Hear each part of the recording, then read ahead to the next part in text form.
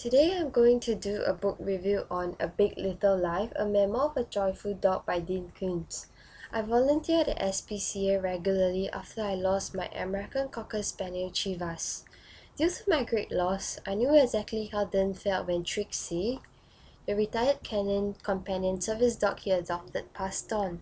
If you experience the animal-human bond, you'll love this book and you'll find yourself weeping away with tears, especially if you've lost a pet like how I lost Chivas before it felt like it was time.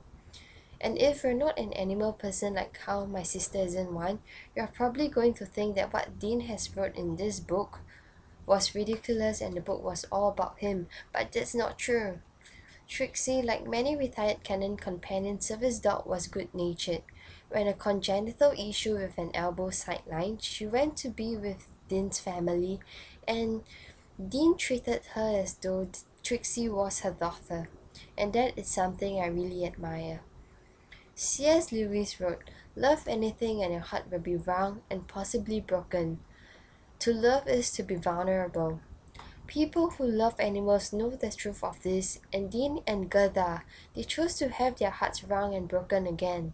In doing so, they know grace. Reading the book was mostly a joy for me. By reading about Trixie, I recalled Chivas. I felt connected to the author because we shared something in common.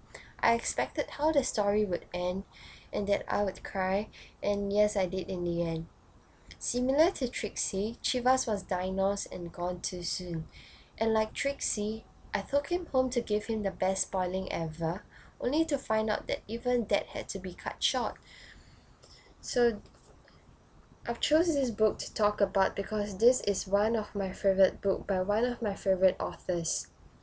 By reading about Trixie, we know the better heart of Dean, and Dean is someone I respect a lot.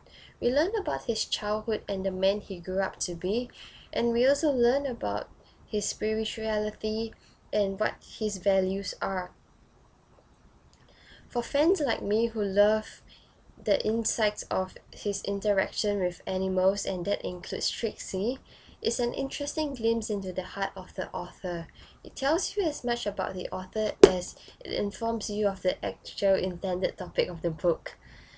So Dean is undoubtedly a good guy, and he earns all my respect. It doesn't matter if you're a dog lover or not. Just start reading this book and you'll realize that there are a lot of good causes surrounding dogs. And while you're reading this, don't forget your tissue papers. Thank you.